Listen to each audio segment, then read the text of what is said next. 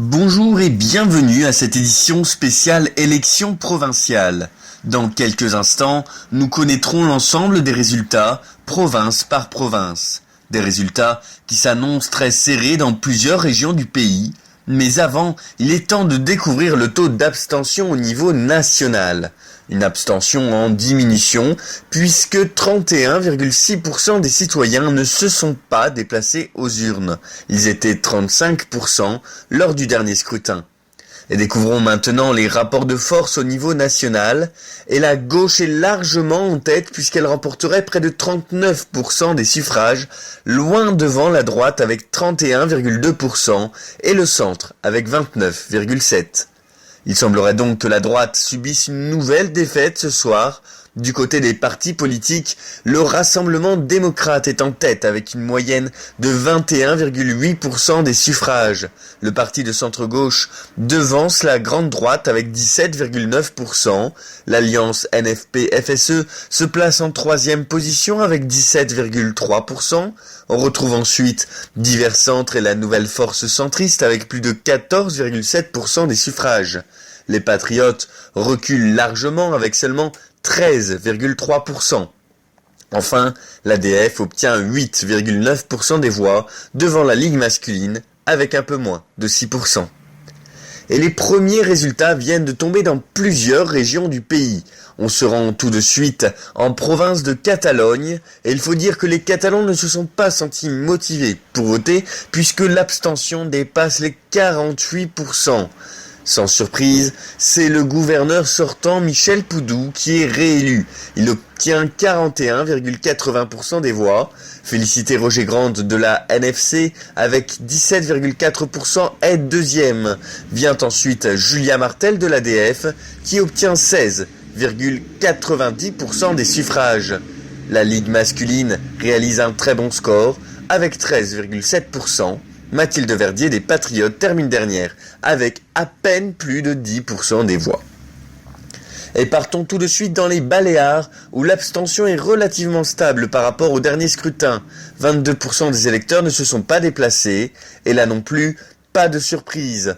La gouverneure sortante Turumi Nakamura est largement réélue en obtenant 51,30% des suffrages.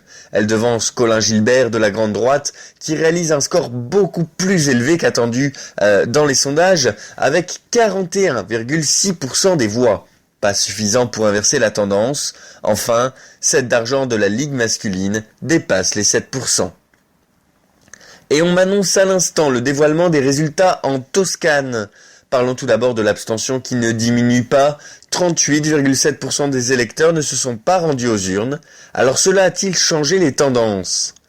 Eh bien non, Quentin Lepatria du Rassemblement démocrate est élu avec 50% des voix, soit un électeur sur deux. Il devance largement le candidat des Patriotes, Adrien Gillot, qui réalise une très belle performance avec 24% des voix. Il devance ainsi la candidate de la grande droite, Sarah Dumont, qui obtient près de 17% des voix. Enfin, Alain Agbar de la Ligue masculine s'en sort avec 8,9% des suffrages. Et c'est en Corse-Sardaigne que l'on se rend maintenant, où les résultats sont extrêmement serrés, me dit-on. L'abstention est la plus basse de France, avec seulement 10,8%. Alors la gouverneure sortante va-t-elle être réélue ? Eh bien non, puisque c'est Jean-Marc de Courcy de la NFC qui remporte le scrutin avec 23,3% des voix. Il devance le candidat patriote Junior de Tremblay qui échoue pour la seconde fois avec tout de même 22%. Un résultat qui le fait placer devant la gouverneure sortante Marie-Josée Quespe qui termine troisième de cette élection avec un peu plus de 19%. Énorme surprise du côté de la Ligue masculine. Florence Panou-Panou approche des 18%, un score historique pour ce mouvement politique. Elle devance même le parti centriste l'ADF avec 17,5%.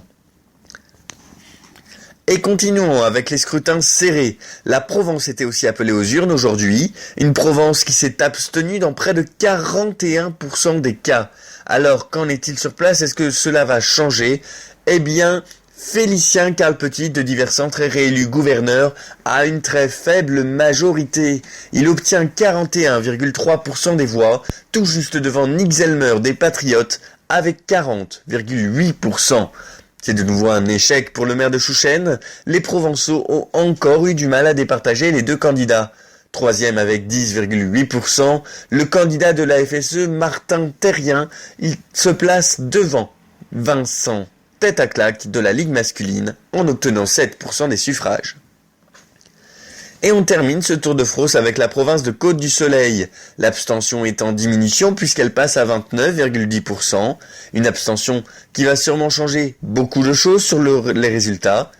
Et pour la troisième fois consécutive, Deborah da Silva est réélue gouverneur. Elle atteindrait les 51,9% des voix, soit plus qu'il y a 2 ans. C'est un échec pour François Descours de la Grande Droite qui ne parvient pas à faire basculer la province à droite. Il obtient 38,20%. Quant au candidat de la Ligue masculine, il termine avec 9,8% des voix. Alors Michael, ce soir, que retient-on? Eh bien, c'est un nouveau sans faute pour la gauche et le centre, avec des fusions et des alliances. Tous les candidats de droite sont battus. Il y a bien sûr des victoires symboliques, celle de Félicien Carl-Petit face à Nick Zellmer, qui est réélu avec à peine 0,5 points de différence. On a aussi la victoire de Jean-Marc de Courcy, tout juste devant son adversaire patriote junior de Tremblay. On retiendra surtout la défaite de Marie-Josée Quespe, la seule gouverneure sortante à ne pas avoir été réélue. Alors un petit récapitulatif, Michael. Bien sûr, alors Deborah da Silva est réélue en Côte-du-Soleil, même chose pour Urumi Nakamura dans les Baléares et Michel Poudou en Catalogne. La Provence reste au centre avec Félicien Carl-Petit. Le Grand Piémont, qui n'a pas voté, est donc maintenu sous la gouvernance de Ousnine Couydor de la Ligue masculine.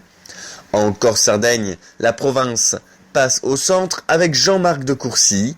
Enfin en Toscane, c'est Quentin le Patria qui prend les commandes. La situation de la fosse est donc quasiment inchangée.